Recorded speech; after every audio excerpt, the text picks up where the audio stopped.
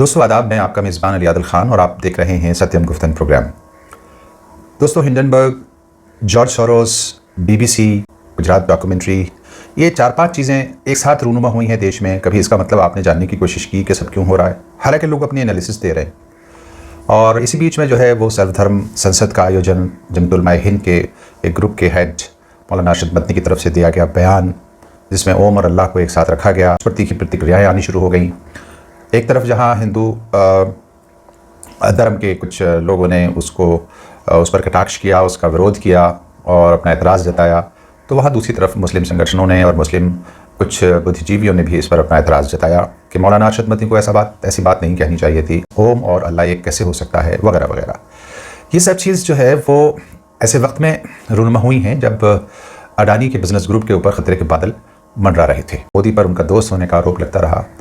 एक रणनीति के तहत ऐसा हो रहा है कि देश की सारी सरकारी संपत्तियों को अडानी को दी जा रही हैं और वो इनके चुनाव को अरबों खरबों रुपया चुनावों में आजकल लगाया जाता है। हालांकि बगैर पैसा लगाए भी चुनाव हो सकता है, लेकिन जब चुनाव में पैसा लगता है तो ये बात साबित होती है कि इन चुनावों को मैनिपुलेट किया जा रहा है।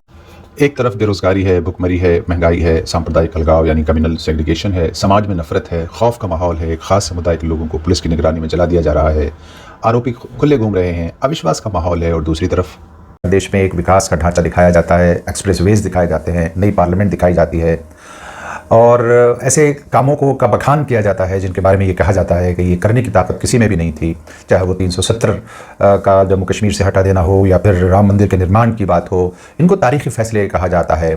ये प्रोपेगेंडा मीडिया के माध्यम से होता है। मीडिया ऑर्गेनाइजेशंस, एक ऑर्गेनाइजेशन में करोड़ों की सैलरी बांटी जाती है, पूरे उसके अखराजात होते हैं, तो ये सब कुछ यानी पैसे से चलता है कारोबार। तो ऐसे में हमें इन तमाम पहलुओं पर गौर करते हुए हालात हाज़िरा को समझना होगा और देश की जनता को समझाना भी होगा। लेटेस्ट डेवलपमेंट है, बहुत चौंकाने वाला डेवलपमेंट है, वो हमें लगता है आपके सामने आना बहुत ज़रूरी है। हालांकि मैं इसके ऊपर वीडियो इसके बाद बनाऊंगा, लेकिन पहले आप इन भाई साहब की रिपोर्टिंग देख लें जो इंतहाई बचकानी, देश विरोधी, अलगाववादी तथा पूर्वग्रह से ग्रस्त दिखाई देगी आपको।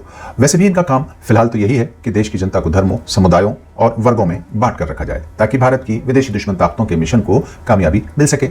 इस रिपोर्ट के किसी भी हिस्से से नहीं लगता कि ये भारत की जनता को विदेशी ताकतों का मुंह तोड़ जवाब देने के लिए तैयार की गई है। स्मृति ईरानी साहिबा जनता से विदेशी दुश्मनों को मुंह तोड़ जवाब देने की बात कर रही हैं और उनका चहीता चैनल देश को टुकड़ों में, धर्मों में, समुदायों में बांटने की स्क्रिप्ट पेश कर रहा है। एक झलक आप भी देख लें कि वो हिंदुस्तान में मोदी को झुका देंगे, हिंदुस्तान की लोकतांत्रिक ढांचे से चुनी हुई सरकार को ध्वस्त करेंगे। उसका मुंह तोड़ जवाब हर हिंदुस्तानी को देना चाहिए। जॉर्ज सोरोस ने कहा है कि गौतम अडानी के मामले पर प्रधानमंत्री नरेंद्र मोदी को जवाब देना ही पड़ेगा और अडानी विवाद से भारत की राजनीति में नरेंद्र मोदी की पकड़ कमजोर होगी और इससे 2024 में भारत में लोकतंत्र आने की उम्मीद है। तो बड़ी बात जो कह रहे हैं वो ये, 2024 में भारत में लोकतंत्र आने की उम्मीद है। यानी उनका कहना है कि भारत में अभी लोकतंत्र नहीं है और 2024 में अगर प्रधानमंत्री मोदी सत्ता से बाहर हो जाते हैं तो अब तब भारत में लोकतंत्र। अब एक बात हम समझ लें कि जितने भी काम अब हो रहे हैं या तो वो पैसे के लिए हो रहे हैं या फिर सत्ता और हुकूमत को हथियाने के लिए और उस पर कब्जा करने के लिए। इंसानियत, मानवता, सेवा, रूहानियत, पुण्य, प्रेम, सवाब, सब या तो ये सब दिखावा है या बिल्कुल खत्म हो चुका है। जहां बचा है हम उसकी कदर कर लें। आज देश और दुनिया में जिस तरह के डेवलपमेंट्स, लगातार नेगेटिव डेवलपमेंट्स देखने को मिल रहे हैं, उस पर जब हमने पढ़ना और रिसर्च करना शुरू किया तो कई चौंकाने वाले सच हमारे सामने आए, जिसको अपने दर्शकों के सामने रखना हमने जरूरी समझा है ताकि जिस हद तक भी हो सके यानी आफात से दुनिया को बचाया जा सके और मानवता को बचाया जा सके। दोस्तों, राजनीति देश या मानव सेवा के लिए है? आपको ऐसा लगता है? जो भी राजनीतिज्ञ खुद को सेवक कहे तो समझ लेना कि ये आज का सबसे बड़ा झूठ है और धोखा है। 2% को हम छोड़ सकते हैं। हालांकि सियासत सेवा के लिए ही होनी चाहिए थी, लेकिन आज राजनीति एक बिजनेस बन गई है। यूं कहें कि राजनीति का व्यवसायीकरण हो चुका है और देश की संवैधानिक संस्थाओं का राजनीतिकरण हो गया है। यानी संस्थाएं सियासी प्रेशर में काम करती हैं और सियासत कारोबार के लिए। क्यों नेताजी, ऐसा ही है ना? अपने दिल पर हाथ रखकर जरा हमें बताइए। खैर, अब इसकी वजह से हर तरफ एक मारामारी है। हमने जब Adani, Hindenburg, George Soros, BBC, Gujarat documentary, digital क्रांति देश में नया संसद भवन, एक्सप्रेस वेज, बड़े बड़े malls, new India, new Pakistan, new world order, 26/11 Mumbai attack, 9/11 America twins tower attack, Syria संकट, लेबनान संकट, मिस्र का संकट, फलस्तीन संकट, इराक की तबाही, अफगान की तबाही, यूक्रेन वॉर, यहां तक कि first world war, second world war, सबको बारीकी से पढ़ा और अध्ययन किया तो पता चला इन सब घटनाओं और योजनाओं के तार एक ऐसी कंपनी से जाकर मिलते हैं जो दुनिया को अपने तरीके से चलाना चाहती है। और यह बात इंडियन मीडिया में आज सोरोस के परिप्रेक्ष्य में लिखी जा रही है कि वो दुनिया को अपने तरीके से चलाना चाहता है, दुनिया के लोकतांत्रिक ढांचे को बदलना चाहता है। और ये सब कुछ झूठ फैलाकर, न्यूक्लियर और केमिकल वेपन्स के हमले करके और जनता के बीच खौफ, नफरत पैदा करके लाया जाएगा। दुनिया की नौजवान नस्ल को डिजिटल अय्याशी पर लगा दिया है, बच्चों को डिजिटल गेम्स पर, और इस तबाही को रिवॉल्यूशन का नाम भी दे दिया है, इनकलाब का नाम दे दिया है।